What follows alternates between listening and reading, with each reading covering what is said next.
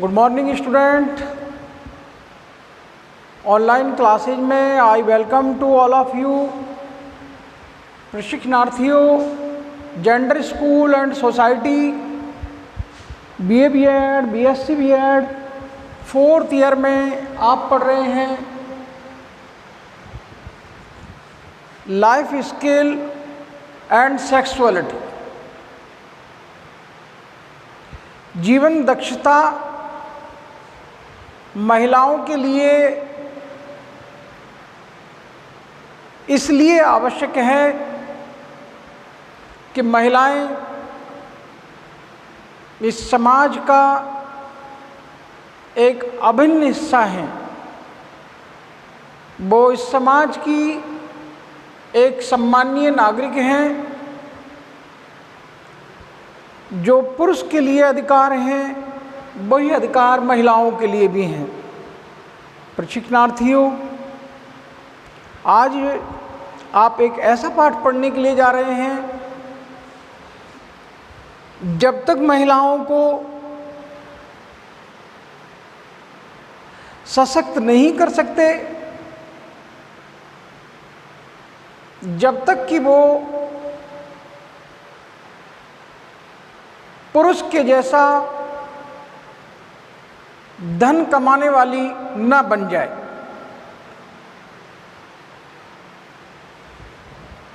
प्रशिक्षणार्थियों, आज का ये पाठ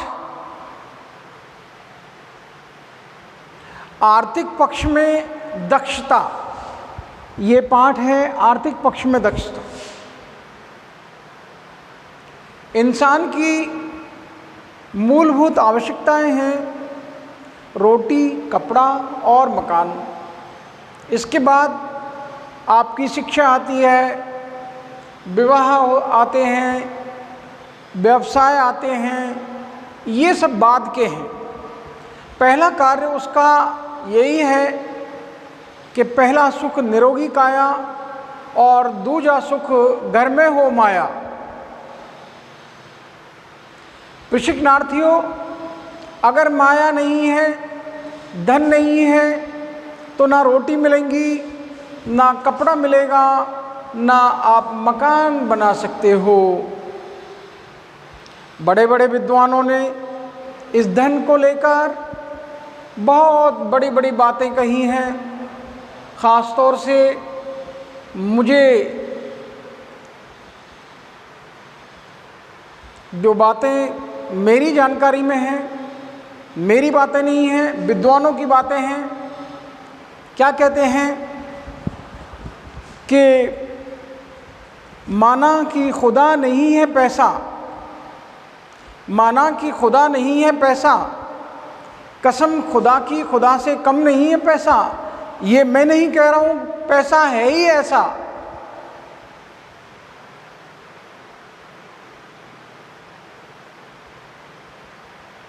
ईसा पीर न मूसा पीर, सबसे बड़ा है पैसा पीर।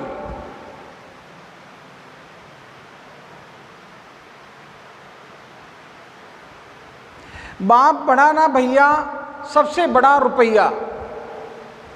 ये कहावतें, ये विद्वानों की सोच, ये उन लोगों के अनमोल वाक्य, इनमें कुछ तो दम नजर आता है। आप बड़े से बड़े हसीन सपने बुनते हों, आपकी योजनाएं बड़ी से बड़ी देश को विकास के मार्ग पर ले जाने की हों, आप आकाश की बुलंदियों को, आसमान को छूने का जज्बा रखते हों,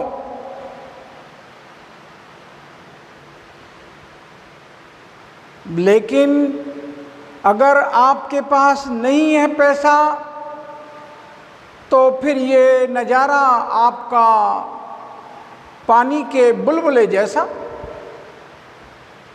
आपकी सोच, विकास के मार्ग पर ले जाने की वो योजनाएं, वो आपके हसीन ख्वाब,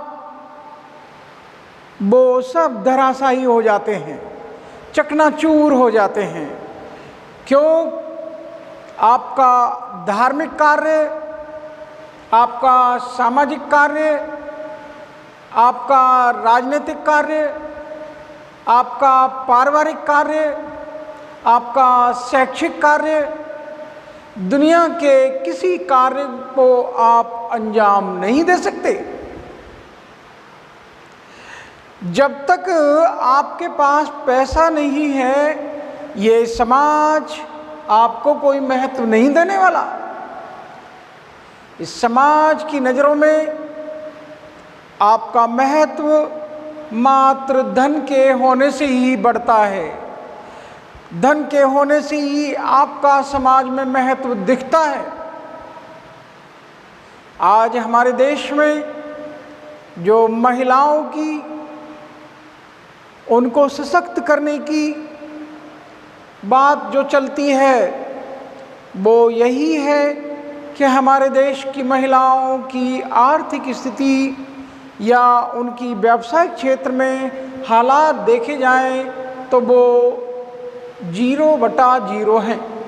बहुत कम मात्रा में महिलाएं हैं जिनकी आर्थिक क्षेत्र में पकड़ हो, गिनी चुनी महिलाएं हैं।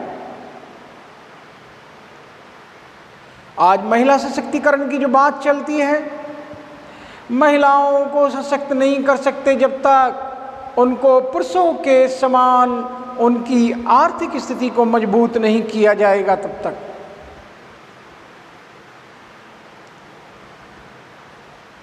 मेरे एक मित्र बड़े धार्मिक हैं और कहते हैं कि मैं हवन कराना चाहता हूँ, सप्ताह करवाना चाहता हूँ, लेकिन मैं क्या करूँ, मेरी आर्थिक स्थिति कमज़ोर है।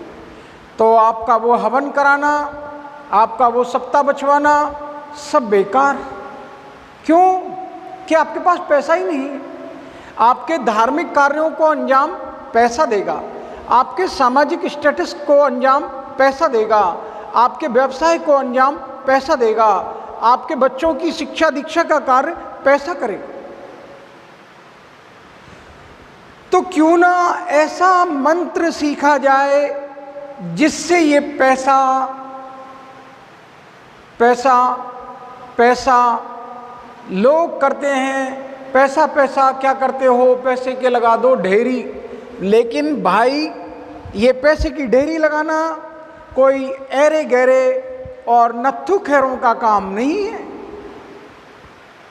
ये कोई पैसे के ढेर लगाना सिरफिरों का काम नहीं है। ये पैसे के पहाड़ खड़े करना कोई मंचलों का काम नहीं है। पैसा कमाना भी एक कला है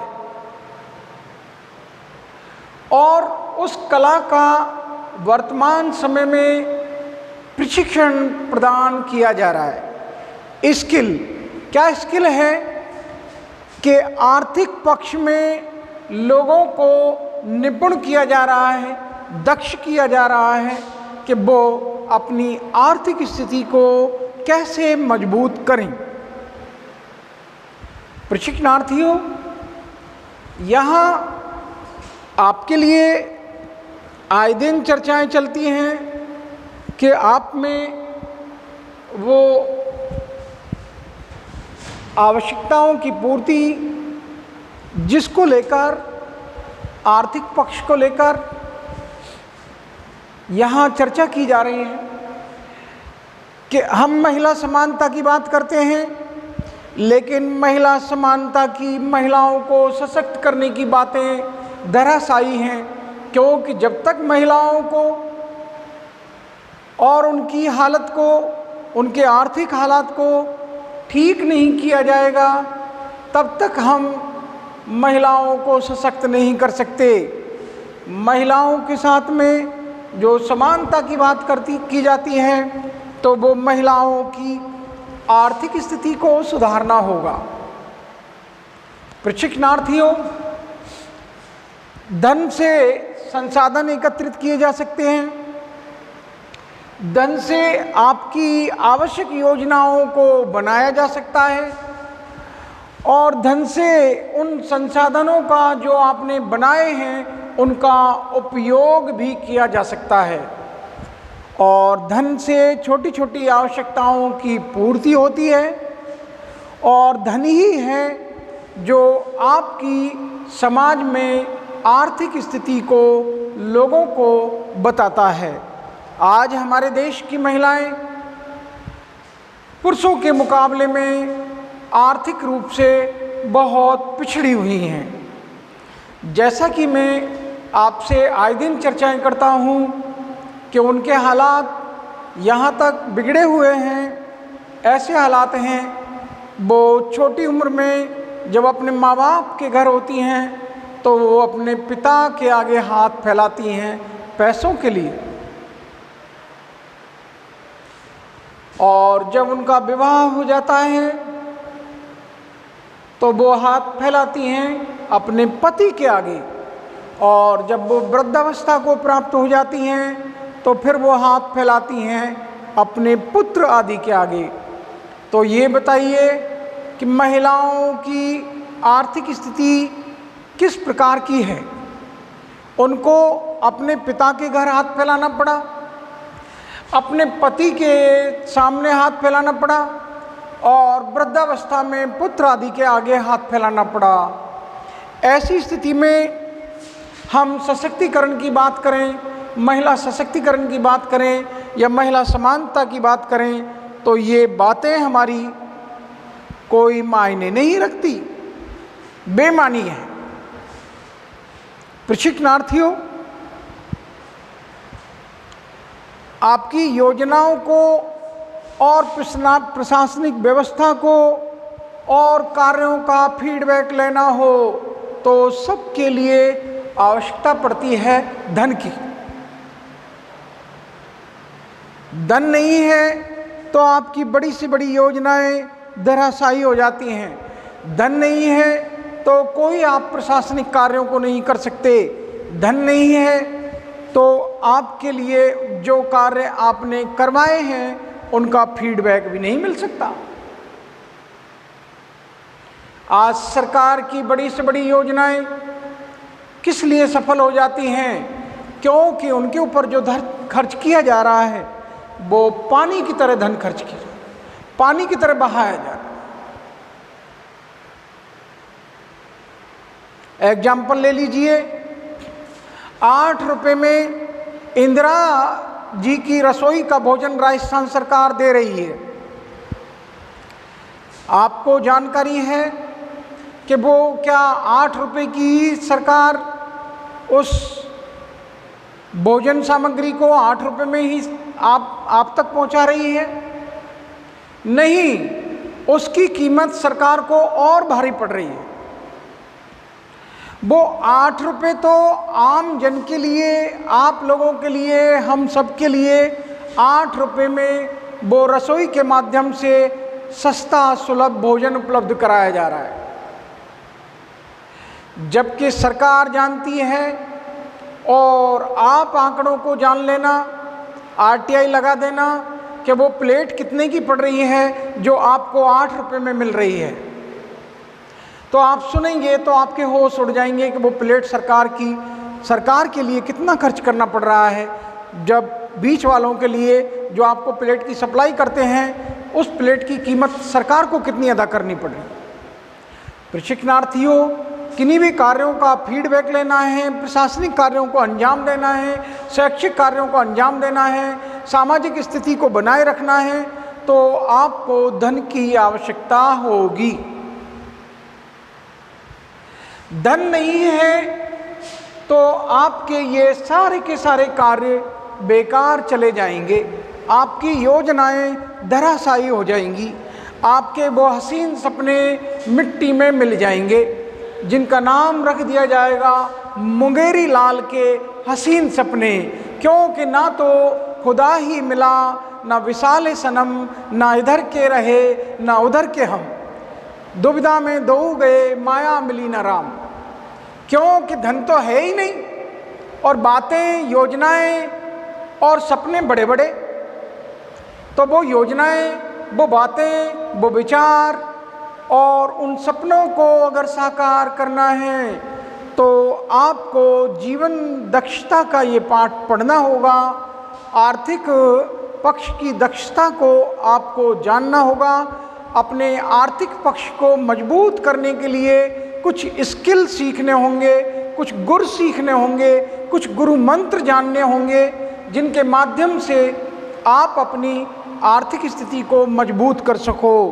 ख़ासतौर से महिलाओं को ऐसे प्रशिक्षण के माध्यम से उनकी आर्थिक स्थिति को मजबूत करने का प्रशिक्षण दिया जाता है। उनको नुस्खे बताए जाते हैं, उनको गुर सिखाए जाते हैं, किस प्रकार वो अपनी आर्थिक स्थिति को मजबूती प्रदान कर सकती हैं।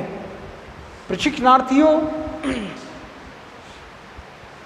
हमारे देश की महिलाओं के लिए अशिक्षा, पिछड़ापन, गरीबी और इन हालात, उनका शोषण, इनको देखा जाए तो आप देखते हैं कि हमारे देश में महिलाओं की स्थिति, उनकी दशा बहुत शोचनीय है। एक तो अशिक्षा उनके ऊपर अभिशाप है, नंबर 2 गरीबी उनके ऊपर अभिशाप है, नंबर 3 पिछड़ापन, जागरूकता का अभाव उनके ऊपर अभिशाप है। ऐसी स्थिति में उन महिलाओं का शोषण होता है और उन महिलाओं के शोषण के कारण ही उनकी हालत दशा शोचनीय बनी हुई है और ये सिलसिला बरसों से चला आ रहा है। ये सिलसिला आज का नहीं, ये सिलसिला बरसों से चला आ रहा है उनके शोषण का। ना गरीबी ने उनका दामन छोड़ा है, ना अशिक्षा ने उनका दामन छोड़ा है, ना पिछड़ेपन ने उनका दामन छोड़ा है। ऐसी स्थिति में उनके दामन से जो ये लिपटे हुए हैं, पिछड़ापन, गरीबी, अशिक्षा, इसकी वशीभूत उनकी आर्थिक स्थिति को मजबूत कैसे किया जाए। प्रशिक्षणार्थियों, आज का पाठ यही है कि आर्थिक पक्ष में दक्षता किस प्रकार से प्राप्त की जाए। प्रशिक्षणार्थियों, जैसे कि मैं आपसे पहले जिक्र कर चुका हूँ कि अगर समाज में आपकी आर्थिक सहभागिता नहीं है तो समाज आपको हाशिए पर रख देता है, समाज आपको भुला देता है, समाज में आपकी कोई पहचान नहीं है। तो व्यक्ति की प्रतिष्ठा, उसका सोशल स्टेटस, उसकी सामाजिक प्रतिष्ठा इसी बात से जानी जाती है कि उसके पास में जितना धन है उस व्यक्ति को समाज उतना ही महत्व प्रदान करता है। प्रशिक्षणार्थियों, यहाँ महिलाओं की आर्थिक स्थिति को लेकर चर्चा की जा रही है कि हमारे देश की महिलाओं के साथ में जो लंबे समय से शोषण होता आ रहा है उसको दूर करने के लिए महिलाओं को आर्थिक रूप से मजबूत करना होगा। उनकी आर्थिक स्थिति में जब तक हम सुधार नहीं करेंगे तब तक महिलाओं को हम सशक्त नहीं कर सकते, महिलाओं की समानता की बात हम नहीं कर सकते। कब तक? जब तक महिलाओं की आर्थिक स्थिति में सुधार ना कर लिया जाए तब तक। प्रशिक्षणार्थियों, महिलाओं को स्वावलंबी बनाना होगा। वो पराश्रित हैं बचपन में अपने पिता पर, जवानी में अपने पति पर और वृद्धावस्था में अपने पुत्र आदि पर। तो उनकी इस पराश्रितता को जो दूसरों की ओर वो सहारा ढूंढती हैं तो उनको सहारा ढूंढने की आवश्यकता नहीं पड़ेगी जब तक हमको स्वावलंबी नहीं बनाएंगे तब तक। महिलाओं को स्वावलंबी बनाना है और जब वो आत्मनिर्भर बन जाएंगी तो ऐसी स्थिति में उनकी आर्थिक स्थिति के मजबूत होने से वो पुरुष के समकक्ष अपने आप को सशक्त महसूस करेंगी, पुरुष के समान खुद को भी महसूस करेंगी। प्रशिक्षणार्थियों, आप देखते हैं आर्थिक क्षमताओं को जब वो स्वावलंबी बनेंगी तो अपनी आर्थिक क्षमताओं को भी विकसित करेंगी, जिससे कि उत्पादन और संपत्ति के साधनों पर पुरुषों के समान इन महिलाओं का भी अधिकार हो सके। मेरी बात समझ सकते हैं? उत्पादन और संपत्ति के साधनों पर महिलाओं को अधिकार देने के लिए महिलाओं की आर्थिक स्थिति को सुधारना होगा और उनको स्वावलंबी बनाना होगा। जब महिलाएं आर्थिक रूप से आत्मनिर्भर बन जाएंगी तो ऐसी स्थिति में वो स्वयं का खर्चा भी उठाना शुरू कर देंगी। जो अब तक वो दूसरों के आगे हाथ फैलाती थी, अब वो हाथ फैलाएंगी नहीं, बल्कि किसी मांगने वाले को दे भी देंगे। तो प्रशिक्षणार्थियों, इन सब के लिए ये है कि अगर अपनी ज़िंदगी को आप ऐश्वर्यपूर्ण तरीके से जीना चाहते हो, ऐश्वर्य राय नहीं है, ऐश्वर्यपूर्ण, आप गौरवपूर्ण तरीके से अपनी ज़िंदगी को जीना चाहते हो, विलासपूर्ण अपनी ज़िंदगी को जीना चाहते हो, जिसमें रोटी, कपड़ा, मकान, गाड़ी, शिक्षा वगैरह वगैरह सब कुछ हो, तो ऐसी स्थिति में आपको महिलाओं को प्रशिक्षण प्रदान करना होगा, जिससे कि वो अपनी आर्थिक स्थिति को मजबूत कर सकें। प्रशिक्षणार्थियों, आर्थिक भागीदारी महिलाओं की हमारे देश में न्यून है, बहुत कम मात्रा में है पुरुषों के मुकाबले में, और यही कारण है कि वो वर्षों से शोषण का शिकार रही हैं, क्योंकि उनका हिस्सा इन आर्थिक क्षेत्र में पुरुषों के मुकाबले बहुत कम है। प्रशिक्षणार्थियों, महिलाओं को सरकार के द्वारा आर्थिक दक्षता का प्रशिक्षण भी प्रदान किया जा रहा है। उनको आर्थिक रूप से दक्ष किया जा रहा है, जिससे कि वो अपने आर्थिक हालात को ठीक कर सकें, आर्थिक स्थिति में सुधार कर सकें।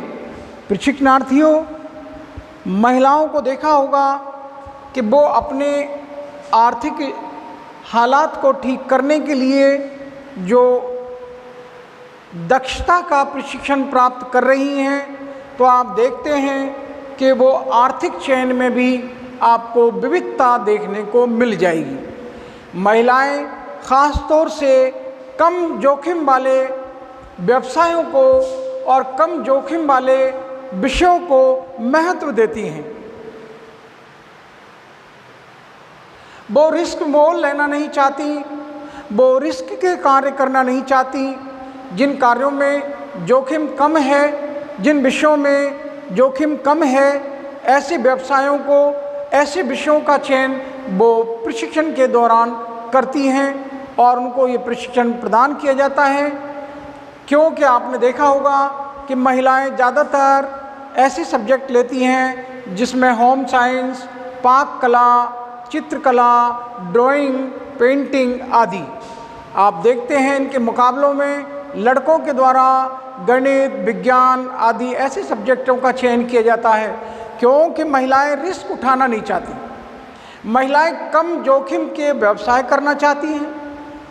महिलाओं की रुचि कम जोखिम वाले विषयों का अध्ययन करने में भी है। तो प्रशिक्षणार्थियों, आवश्यकता इस बात की है कि महिलाओं को ऐसे व्यवसायों का चयन करने में दक्ष किया जाए जिसमें उनकी कम लागत हो और उनको आमदनी अधिक मात्रा में हो। अर्थात कम लागत पर उनको जो प्रॉफिट मिले वो उनके लिए अधिक प्रॉफिट प्राप्त होना चाहिए। आपने देखा होगा ख़ास तौर से दक्षता के लिए एक सेंटेंस है कि किसी कार्य या उद्देश्य को पूरा करने में लगाया गया श्रम, समय या ऊर्जा कितनी अच्छी तरह से काम में आती है, ये दक्षता है। आपको दक्षता के द्वारा ये अक्ल, ये सलीका, ये स्टाइल, इस प्रकार की कला आपको सिखाई जाती है, जिसमें आपका समय, जिसमें आपका धन, जिसमें आपकी ऊर्जा, इनकी बचत हो। आपको कम समय में, कम लागत में, कम ऊर्जा में अधिक से अधिक प्रॉफिट किस प्रकार से प्राप्त किया जा सकता है, इस प्रकार के गुरु मंत्र जीवन दक्षता के अंतर्गत आर्थिक पक्ष की दक्षता में सिखाए जाते हैं। प्रशिक्षणार्थियों, एक एग्जाम्पल दिया गया है यहाँ ऊर्जा के रूपांतर की स्थिति का, कि माना कि आपका आउटपुट और इनपुट, ये कि आपने क्या लागत लगाई और उस पर आपको क्या आउटपुट मिला। तो ये एग्जाम्पल है यहाँ ट्रांसफार्मर के माध्यम से। मैं समझता हूँ आप इन्वर्टर के माध्यम से ले लीजिए। आपका इन्वर्टर माना कि 1000 किलोवाट ऊर्जा खर्च करता है। ऐसी स्थिति में आउटपुट लोड उसका 980 है, अर्थात वो आपको जो आउटपुट दे रहा है वो 980 किलोवाट दे रहा है। तो यहाँ ऐसे हालात में आपकी स्थिति अच्छी मानी जाएगी, क्योंकि आपको ये दक्षता हासिल हो चुकी है। दक्षता के माध्यम से आपने अपने आर्थिक हालात को मजबूत कर लिया है, क्योंकि ये कोई घाटे का सौदा नहीं है। प्रशिक्षणार्थियों, मैं एक एग्जाम्पल और दे देता हूँ। आप बाज़ार में जाते हैं और देखते हैं आपको कुछ वस्तुएं सस्ती मिल जाती हैं और कुछ वस्तुएं उनके जैसी ही, उसके जैसी आकृति की, उसके दाम आपकी उस वस्तु के मुकाबले में दुगने होते हैं। आप देखते हैं जो सस्ती है वो अधिक मात्रा में वस्तु बिक जाती है और जो महंगी है वो कम मात्रा में बाजार में बिकती है। ऐसी स्थिति में जीवन दक्षता के प्रशिक्षण के द्वारा आपको ये पाठ पढ़ाया जाता है, इस बात के लिए प्रशिक्षण प्रदान किया जाता है कि ऐसे हालात से निपटने के लिए आपको क्या हासिल करना है। प्रशिक्षणार्थियों, तो इन हालातों से बचने के लिए आपको जीवन दक्षता के अंतर्गत ये सिखाया जाता है कि आपकी लागत इस महंगी वस्तु को बनाने में अधिक आ रही है या लागत सस्ती वस्तु को बनाने में अधिक आ रही है, उस लागत को देखिएगा और लागत के बाद जो विक्रय मूल्य पर आपको लाभ होता है वो आपकी दक्षता के द्वारा ही होगा। अगर आपने ये प्रशिक्षण नहीं प्राप्त किया है तो आप आर्थिक रूप से दक्ष व्यवसायी नहीं कहलाएंगे।